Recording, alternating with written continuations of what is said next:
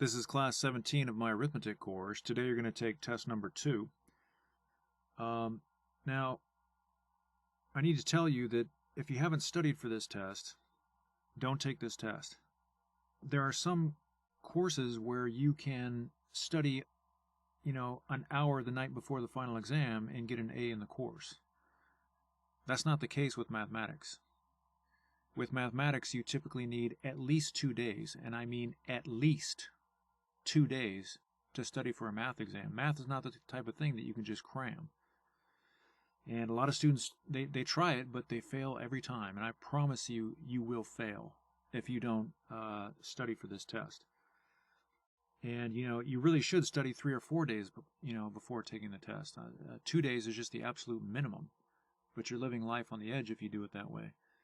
Now, a lot of students will say, well, I don't know if I can pass this exam, but I'll just take it. And then after I take it, I'll know whether or not I can pass it. Well, the problem with that is if you fail it, and you will fail it if you don't study, then all the effort that I put into creating this test will be for nothing. Because the purpose of this test is to show you and everybody else in the world that you know this material. If you fail the test, then the test doesn't do anything for you.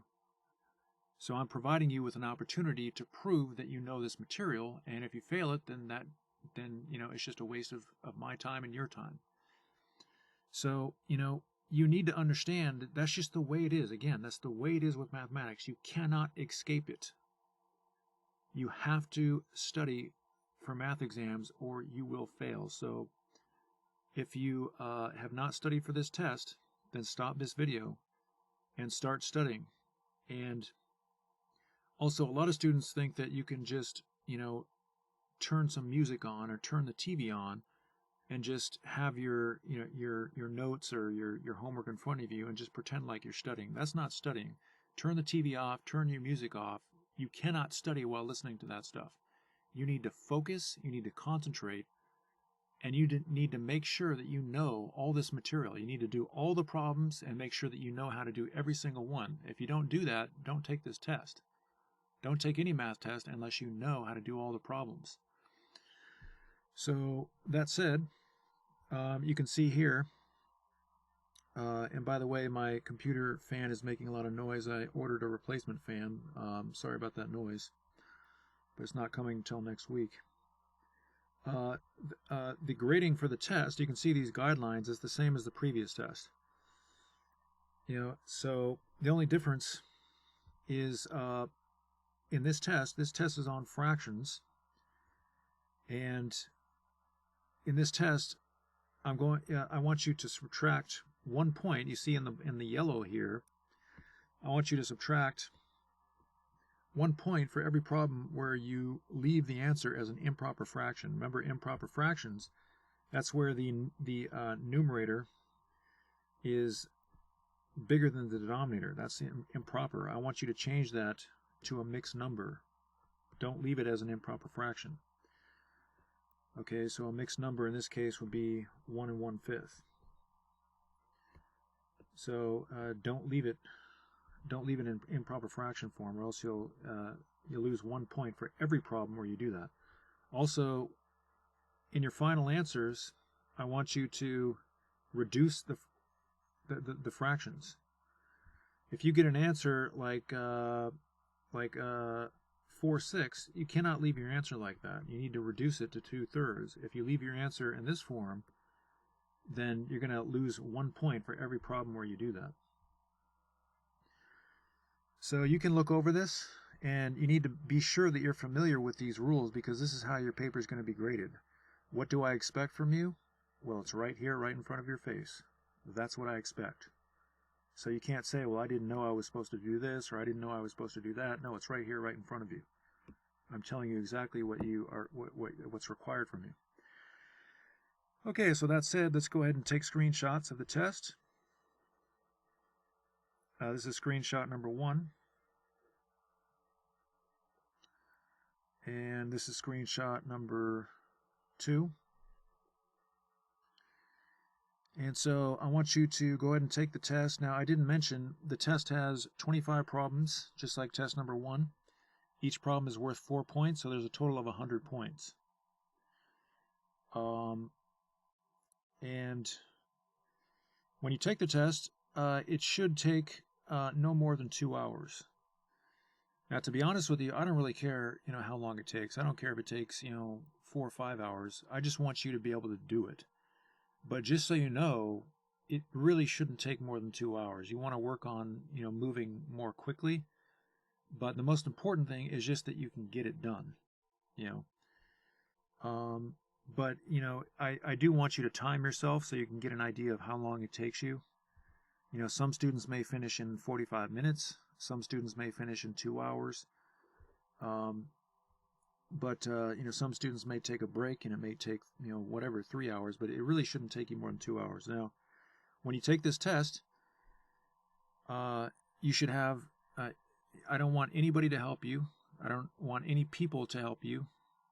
Your brothers, your sisters, your parents, your friends, anybody. Nobody should be helping you. I don't want, you shouldn't have the internet in front of you.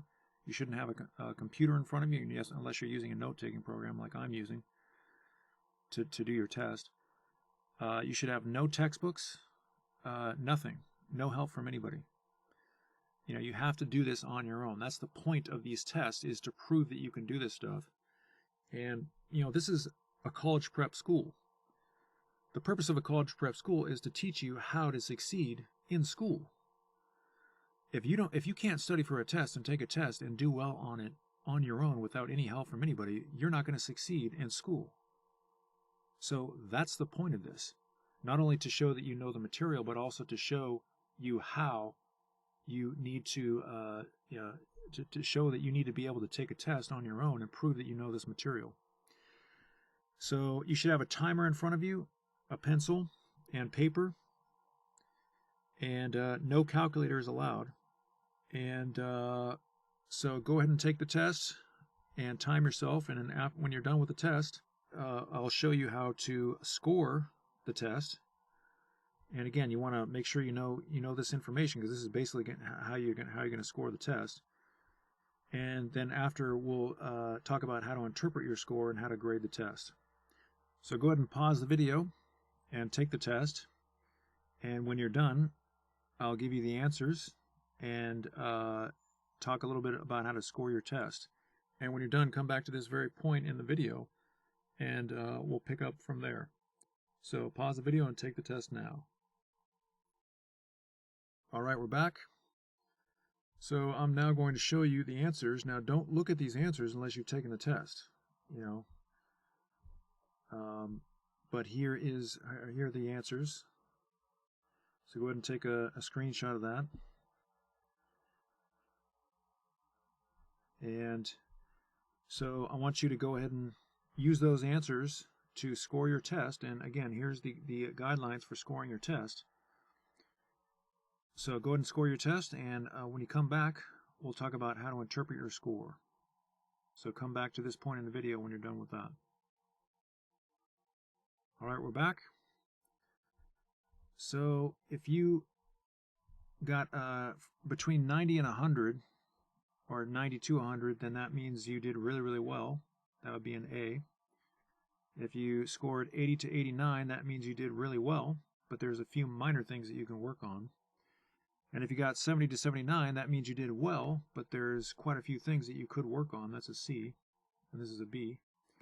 And if you got anything less than 70, that means that you, in most cases, 99% of the cases, it just means that you were lazy. You didn't study enough. Now, some students have, certain learning disabilities and whatnot, but 99.9% of students who don't do well, it's just because they were lazy. They didn't study for the test. And, if you are lazy and you don't study for the test, yeah, you will not pass. So, don't complain if you were lazy and you didn't pass a test. If you're lazy, then you're just lazy. That's the problem. There's no other excuse beyond that. When you study for a math test, you have to study seriously. You have to take it seriously. So if you got a 70 or above, good job. I'm proud of you. If you got below a 70, then that means you're in some big trouble, because this is the second test. And if you didn't do well on the first test, then that means this whole course isn't really doing much for you.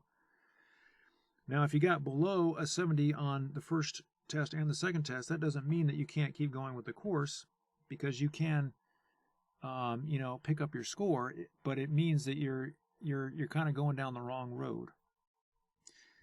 And so, what do you do at this point if you've scored lower than a 70 on the first and second test? Well, that just means that you're learning how not to take a test. If you didn't do well, then I wouldn't be too bummed about it, because if you don't do well on a test, then that actually teaches you something. You see, it teaches you how not to take a test. So you're learning at this point how not to take tests.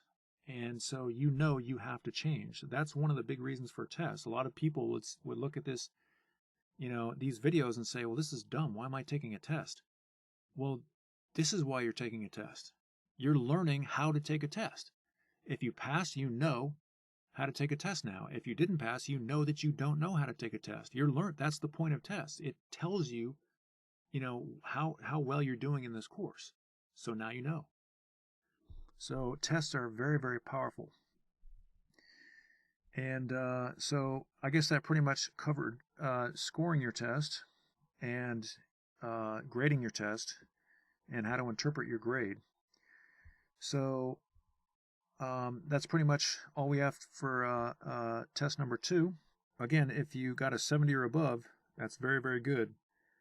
And if you got below, you know what you need to do to improve your score. Do all the homework, study for tests, and you can raise your course grade or in your performance in this class and this course if you start to take the course seriously. So that said, I'll look forward to seeing you in the next class.